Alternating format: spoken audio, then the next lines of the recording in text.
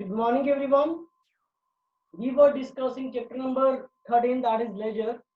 On this chapter, I had got many queries regarding, sir, we are facing problems in passing, opening and closing entries in the ledger account. तो आज हमारा ये kind of teaching come doubt session रहेगा, जहाँ पे will be taking on doubts of the students. ठीक है, तो आज बच्चे डाउट सेशन मेनली रहेगा, जहाँ पे मैं आपको ओपनिंग और क्लोजिंग एंट्रीज भी बताऊंगा. So we'll get started with it. Before we get started, I'll tell you one thing more. Although मैंने आपको एक बात पहले बता रखी है, मैं आपको फिर से बता रहा हूँ. बच्चे जो नॉमिनल अकाउंट्स होते हैं, the accounts which are nominal in nature. Do you remember nominal in nature? Just let me know. What are the nominal accounts? What is the rule for the nominal account? Just let me know, my dear.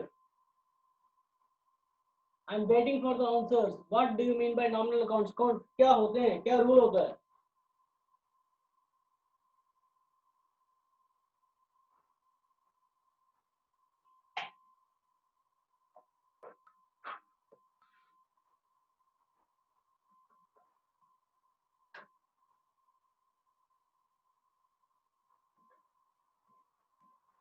Okay, good.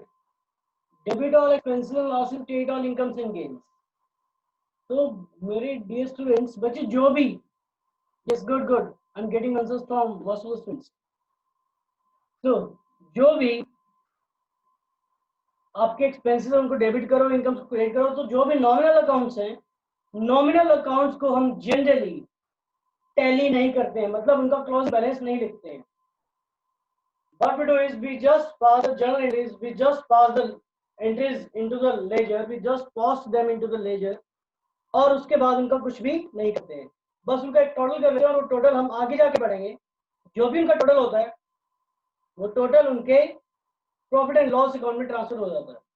वो चीजें हम आगे जाकर करेंगे. But for timing that one thing that you have to remember is nominal accounts को हम generally those are not balanced, हम उनका जनरली क्लोजिंग बैलेंस नहीं लिखते. ठीक है, वो सारा as it is profit and loss में ट्रांसफर कर दिया जाता है.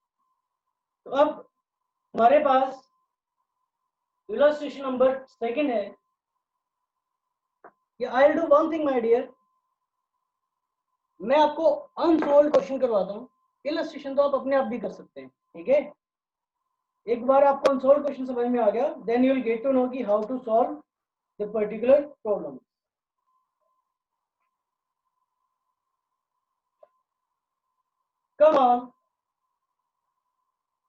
come on to unsolved question number 2 given to you on page number 13.61.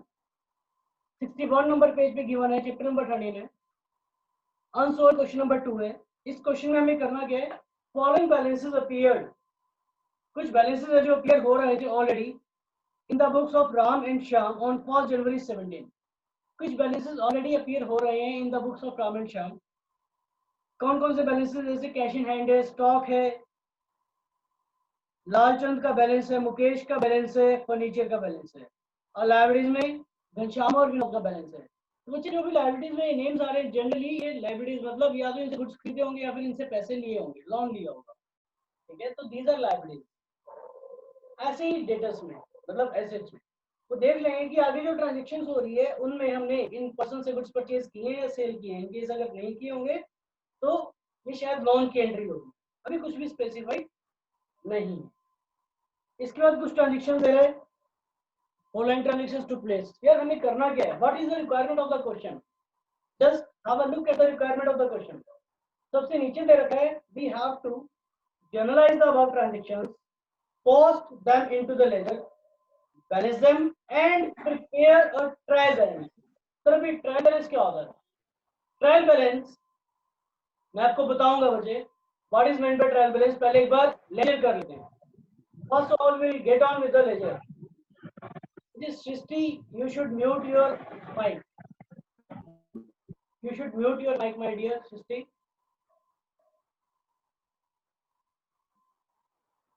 Okay, so First of all, we'll prepare ledger accounts. In the ledger accounts, अच्छा इसने कुछ भी specify नहीं किया कि कौन से लेजर अकाउंट्स बनाने हैं, तो we will prepare each and every ledger account for the purpose of practice. हालांकि जब एग्जाम में क्वेश्चन आता है तो आपको इतना बड़ा क्वेश्चन एज इट इज नहीं आएगा, आपको ये बोलेगा मैक्सिमम एक या दो लेजर अकाउंट्स बनाने के लिए बोलेगा, लेट से आपको कैश अकाउंट बोल देगा या बैंक अकाउंट बनाने के लिए बोल देगा, और ऐसा नहीं है कि आपको 15-20 लेजर अकाउंट्स बनाने में, नहीं, वो बस ये चेक करना चाहता है कि आप लेजर पोस्टिंग आती है या नहीं आती है। और ledger posting as we have already done, we have already discussed, this is a concept which is totally based on journal. तो अगर आपको जर्नल आता है तो ledger posting is not an issue, उसमें कोई प्रॉब्लम नहीं आएगी, ठीक है।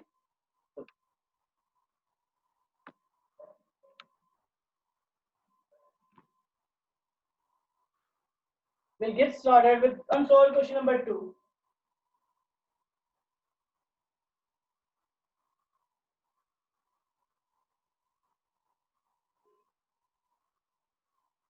We are preparing cash account, okay? So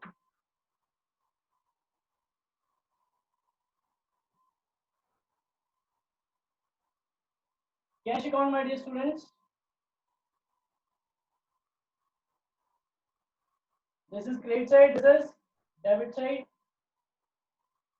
Particulars, amount debit, particulars and amount credit, okay?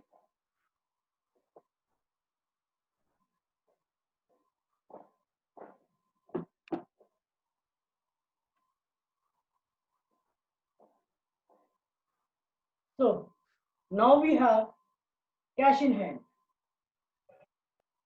Cash in hand का we have an opening balance of rupees 30,000. My dear students, cash in hand मुझे बताएं asset है liability है? Cash in hand is an asset or a liability? Yes, that is an asset. और assets का nature होता है debit. Asset का nature होता है debit. तो cash in hand का जो opening balance है, cash in hand का जो opening balance है वो debit side में आ जाएगा। और opening balance को हम डिनोट कैसे करते हैं? To balance brought down. To balance brought down. But just wait a second, huh? Okay. So we have to denote opening balance as to balance, क्योंकि opening balance है तो आप लिखेंगे to balance. Opening balance के लिए आप denote करते हैं by using the words B/D, मतलब brought down. Brought down. I'm repeating it. You will denote the opening balance as to balance brought down. अगर liabilities होती, अगर यही liabilities होती तो liabilities का opening balance कैसे डिनोट करते? By balance brought down. Okay, तो कैश इन हैंड का ओपनिंग बैलेंस हमारे पास 30,000, तो we write it over here as 30,000, ठीक है। इसके बाद हमें स्टॉक अकाउंट भी बनाना है, तो स्टॉक अकाउंट भी सिमिलर बन जाएगा। स्टॉक अकाउंट का ओपनिंग बैलेंस भी डेबिट साइड आ जाएगा।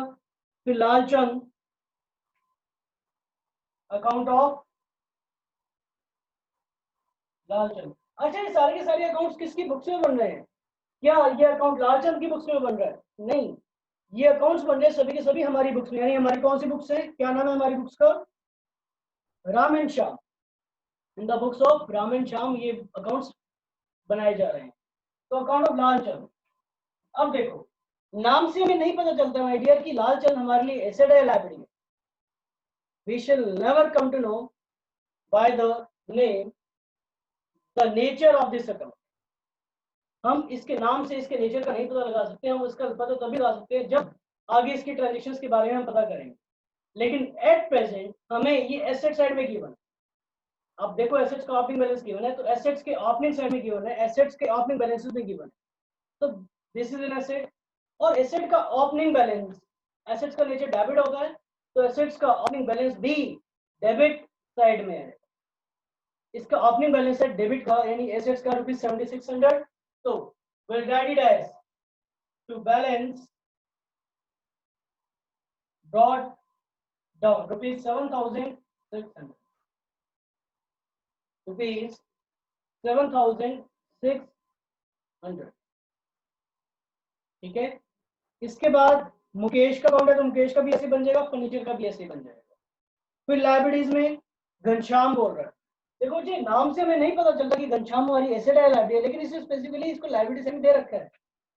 अगर हमें घनश्याम का अकाउंट बनाना हो,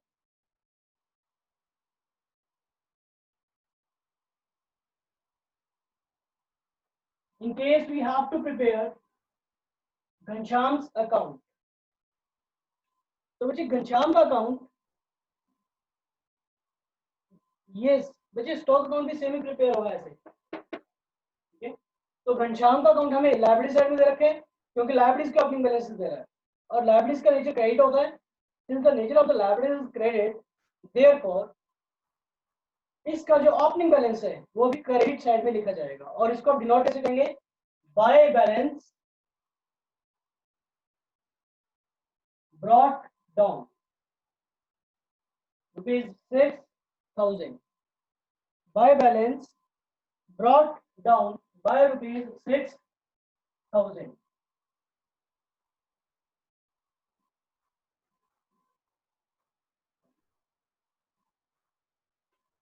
इसके बाद है हमारे पास विनोद का अकाउंट। तो विनोद का अकाउंट भी बच्चे ऐसे ही बनेगा विनोद में, क्योंकि लाइब्रेरी साइड में दे रखे हैं तो लाइब्रेरी साइड का ओपनिंग बैलेंस जो है वो क्रेडिट साइड में आएगा, therefore it becomes by balance brought down. ठीक है, इसके बाद लेट्स से हमें 3 अकाउंट्स ही बनाने हैं, we have to prepare only these 3 accounts, so how will we proceed? ऐसा नहीं है कि बच्चे हम एक बार सारी ट्रांजैक्शंस पढ़ें, उसमें कैश को देखें कैश की ट्रांजैक्शन होती है फिर उसको कैश अकाउंट में लिख दें, नहीं। हम जो भी ट्रांजैक्शन पढ़ेंगे उनको हम साइमल्टेनियसली देखेंगे क्या वो ट्रांजैक्शन इन तीनों में से किसी भी अकाउंट को अफेक्ट कर रही है या नहीं कर रही। अगर कर रही है तो उसकी एंट्री उसी टाइम पॉज कर देंगे। जैसे फर्स्ट एंट्री है purchase a typewriter for ₹7,500। I am waiting for the answers. What shall be the journal entry for the same? Purchase a typewriter. Purchased a typewriter.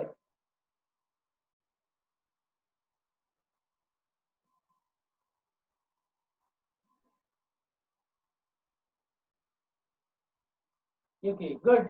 The entry for the same shall be typewriter to cash. बीच में एक बच्चे बोले sir stock account draw कर दो। लो जी, stock account में क्या पढ़ा मैं? स्टॉक हमारी एसेट होती है। Stock is an asset for us. तो क्योंकि ये हमारी एसेट है तो एसेट का ओपनिंग बैलेंस डेबिट साइड में आ जाएगा। इसका ओपनिंग बैलेंस हमें दे रखा है कितना? ₹36,000। तो इसका ओपनिंग बैलेंस डेबिट साइड में आ गया। To balance brought down ₹36,000, that's all, nothing else, nothing else। और कुछ नहीं करना हमने।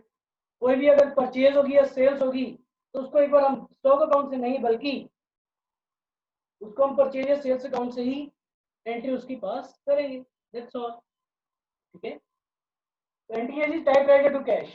हम बना रहे cash account, Lalchand account and Ghanshyam account. तो टाइपराइटर टू कैश जो एंट्री है उसने किस किस को अफेक्ट किया? जो हमने एंट्री पास की टाइपराइटर टू कैश, उसने किस किस को अफेक्ट किया? एक तो टाइपराइटर अकाउंट को और एक कैश अकाउंट को। टाइपराइटर अकाउंट हम बना नहीं रहे हैं तो क्या रहेगा? कैश अकाउंट रहेगा। कैश अकाउंट में क्या नहीं आएगा? कैश अकाउंट में क्या नहीं आएगा? टू कैश नहीं आएगा तो क्या रहेगा? By typewriter, by typewriter for ₹7,500। Next we have sold goods for cash of the list price 25,000, 20% trade discount and 5% cash discount। ये लो जी 25,000 वाले गुड्स 20% ट्रेड डिस्काउंट। एक बात तो साथ है कि सेल्स की 20,000 की, क्योंकि 25,000 माइनस 20% तो 20,000 आ जाता है, और 20,000 के ऊपर हमने 5% का डिस्काउंट भी दे दिया।